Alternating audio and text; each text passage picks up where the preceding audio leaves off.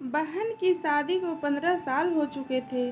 उसका ससुराल पड़ोस के गांव में था, लेकिन मैं अब तक कभी उसके घर नहीं गया था। लेकिन वह कभी कभार सबसे मिलने घर आती थी। एक दिन मेरी पत्नी ने मुझसे कहा कि तुम्हारी बहन जब भी आती है तो उसके बच्चे कर लेते हैं और बहुत परेशान करते हैं। पूरे घर में सामान फैला देते हैं, खर्चा तो 2 गुना बढ़ जाता है। तुम्हारी माँ तो चोरी चुपके से उसे साबुन, वाशिंग पाउडर, चावल और दाल यह सब चीज़ें देती रहती है। यह सब सुनकर मुझे बहुत गुस्सा आया। मैं मुश्किल से घर का खर्चा चला पाता हूँ और मेरी माँ मेरी बहन को सब कुछ दे देती है। एक बार बहन घर आई थी, तभी उसके बेटे ने टीवी का रिमोट ही तोड़ दिया।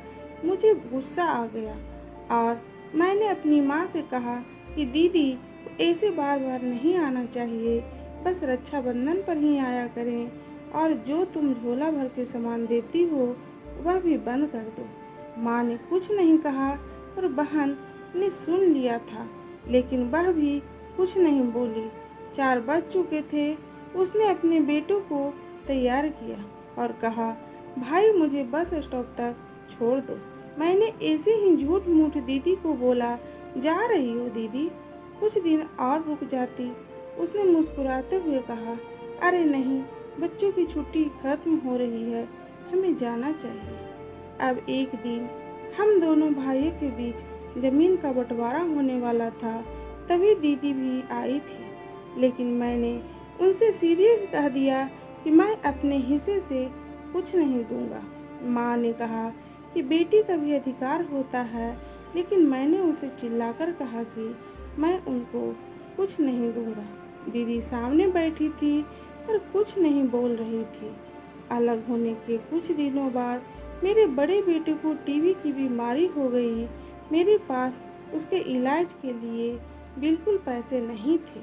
मैं बहुत तनाव में था। ऐसे ही एक दिन मेरी बहन घर आई और मेरे पास बैठ गई। उसने अपना हाथ मेरे सिर पर फेरा और कहा कि तुम तनाव में हो क्या? मैं तुम्हारी बड़ी बहन हूँ। मैंने तुम्हें बचपन से पाला है, तुम्हें जानती हूँ। मैं और तुम मुझसे भी ज़्यादा बड़े दिखते हैं। उसने अपने हाथों से सोने की चूड़ियाँ निकाली और मेरे हाथों में दे दी। उसने कहा, तुम पागल हो, तुम ऐसे ही टेंशन ले रहे हो। यह चूड़ियाँ लो और अपने बच्चे का इलाज कराओ। यह धीरे से बोली, चूड़ी के बारे में किसी से मत बताना, तुम्हें मेरी कसम है। उसने फिर से अपना हाथ मेरे सिर पर फेर दिया। उसने मुझे 10,000 रुपये दिए। उसमें 50 और 100 के नोट थे। शायद उसने बचत करके जमा किए होंगे। यह पैसे जेब में रखते हुए बोली कि बच्चों को जो चाहिए ले लो और इस तरह टेंशन लेकर मत बैठो। चलो, मुझे अभी जाना है। बच्चे स्कूल गए थे, इसलिए सोचा जल्दी जाकर भाई को मिलकर आऊं, इसलिए आ गई। तभी मेरा ध्यान दीदी के पैरों पर गया। उसने टूटी हुई चप्पल पहन रखी थी और पुराना दुपट्टा पहना था। वह जब भी घर आती थी उसके कंधे पर हमेशा वही दुपट्टा रहता था। बहुत जल्दीबाजी में चली गई और मैं कुछ नहीं बोल पाया। हाथों में वह चूड़ियाँ लिए मैं जोर जोर से रो रहा था। हम भाई कितने स्वार्थी होते हैं ना। पल भर में बहन को पराया कर देते हैं और बहनें अपने भाई का जरा सा भी दर्द बर्दाश्त नहीं कर पाती। उसके घर में वह कई समस्याओं का सामना करती है। दोस्तों, हमें थोड़ा समय देकर और अपनी बहन से हाल चाल पूछना चाहिए। बस एक पल के लिए मुस्कुराएंगे, उतना काफ़ी है। उन्हें हमसे और कुछ नहीं चाहिए होता है।